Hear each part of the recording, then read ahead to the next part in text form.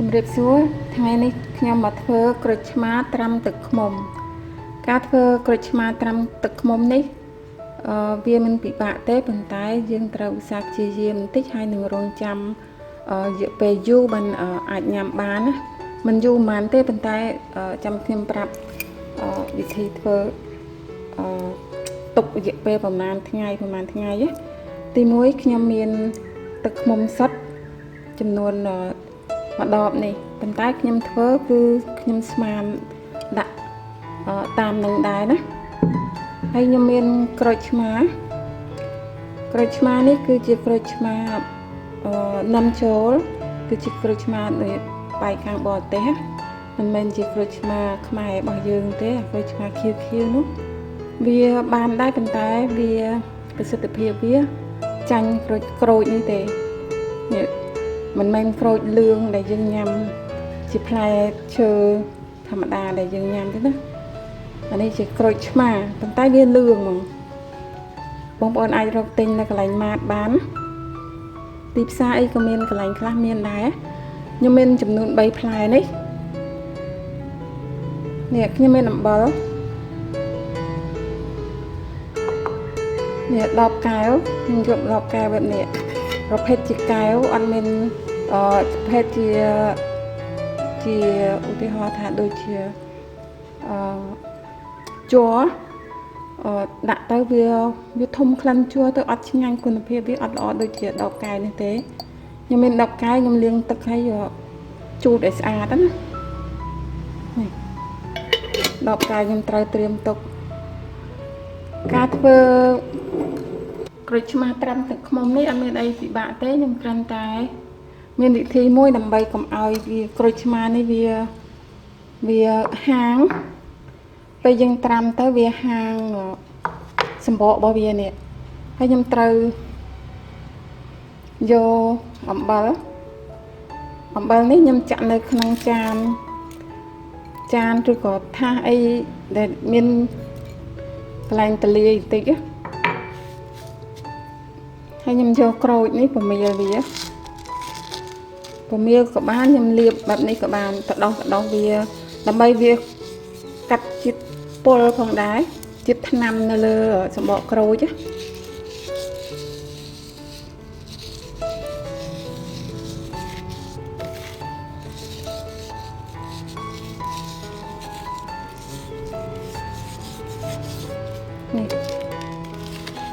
ខ្ញុំយកម៉ាសានៅលើសម្បកក្រូចនេះទាំងអស់មក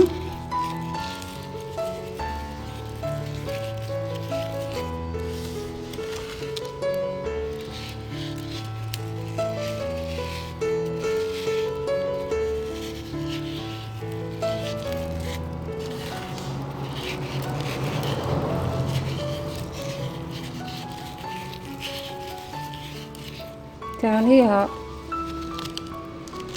ខ្ញុំម៉ាសាហើយបែបនេះហើយខ្ញុំទុកចំនួន20នាទីក៏បងប្អូនខ្លះប្រញាប់អាចទុកតែ5-10នាទីបានហើយតែខ្ញុំទុកចំនួន20នាទីសិនណា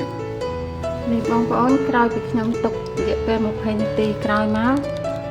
ខ្ញុំយកក្រូចឆ្មានេះជូតជាតិអំបិលនេះចេញទៅបងប្អូនមិនបាច់យកទៅលាងទឹកទេណាគ្រាន់តែជូតស្បេតបោះឲ្យអស់ជាតិអំបិលនៅលើសម្បកនេះបានហើយ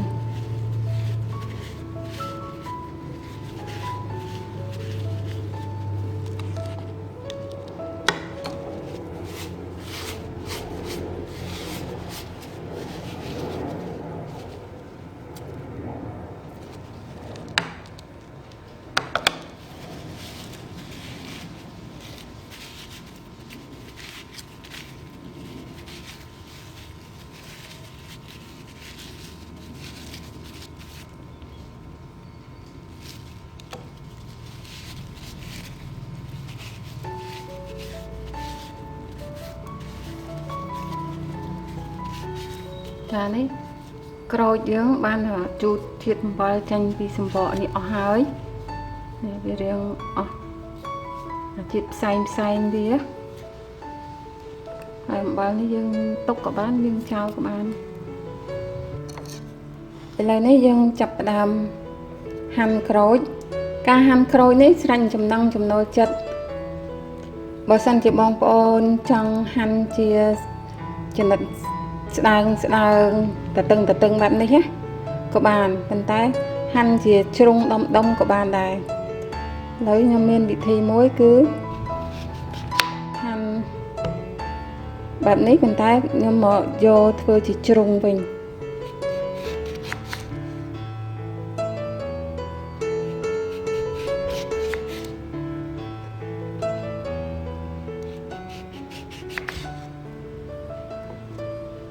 បែបនេះហើយ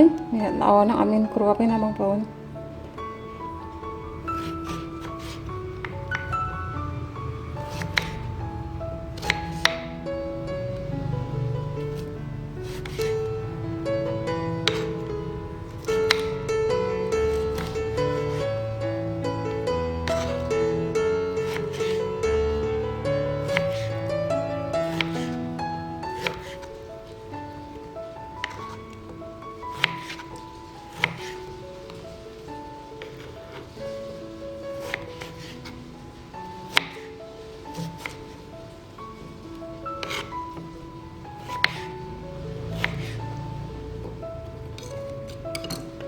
ចានេះខ្ញុំហាន់ចំនួន1សិនណាយើងមើល10កែវយើងមើល10កែវយើងទំហំយើងប៉ុណ្ណេះទំហំ10កែវយើងប៉ុណ្នេះយើងដាក់អស់អត់តែយើងដាក់ក្រូចឆ្មាចំនួន3នេះអស់អត់បើអត់អស់ទេយើងដាក់តែ2ឬក៏1សិនណាហើយយើងរបៀបដាក់យើងមិនបាច់ចាំតរៀបវាច្រើនទេយើងគ្រាន់តែតម្លាក់វាបែបនេះទេណាចាតម្លាក់នេះបែបនេះមកឲ្យវានៅសល់ប្រហោងអីវាស្រួលជាតិរបស់ក្រូចឆ្មានេះវាចេញឥឡូវខ្ញុំហាន់បន្តទៀតព្រោះអី10កែវយើងវាប៉ោងធំដែរណា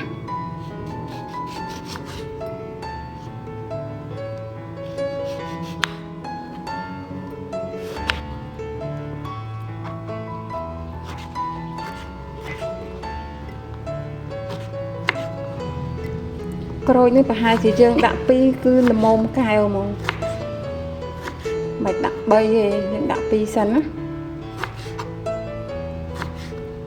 បើសិនបងប្អូនមាន10កែវមួយទៀតអាចដាក់ហាន់មួយទៀតនេះក៏បានដែរដើម្បីអស់តែម្ដងប៉ុន្តែខ្ញុំមកមួយទុកបានហើយចានេះ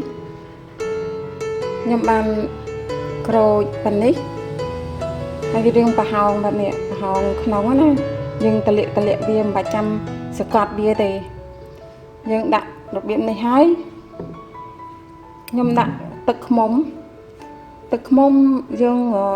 កំណត់ថាក្រូច2ចំនួនប៉ុន្មានលីត្រឬក៏កំណត់ប៉ុណ្ណាទេខ្ញុំដាក់ល្មម1លីត្រឥឡូវខ្ញុំចាក់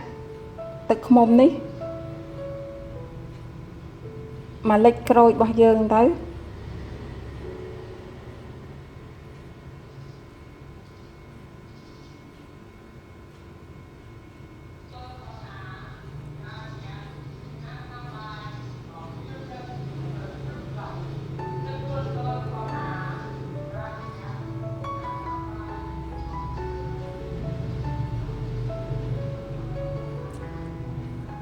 អស់ច្រើនដែរបងប្អូនព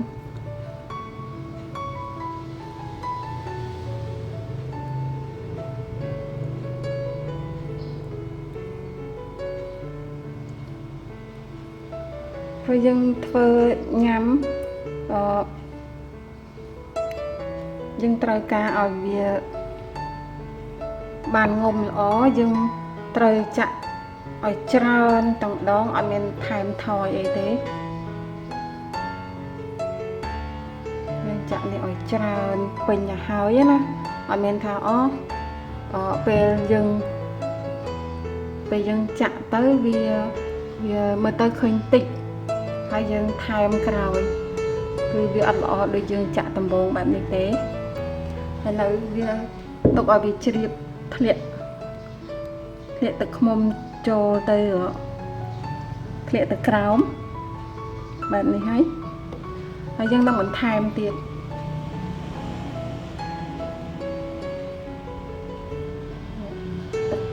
ខ្មុំវាធ្លាក់ទៅក្រោមរហូតទៅហើយយើង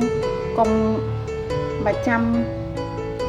នេះទេមិនបាច់ចាំសកត់វាទេយើងចាក់លិចប៉ុណ្ណាយើងយកប៉ុណ្ណឹងណានេះខ្ញុំឃើញថាវាលិចក្រូចរបស់យើងហើយពេញមួយដបកែវតែម្ដងនេះឃើញទេហើយយើងក្របឲ្យជិតណាយើងក្របឲ្យជិត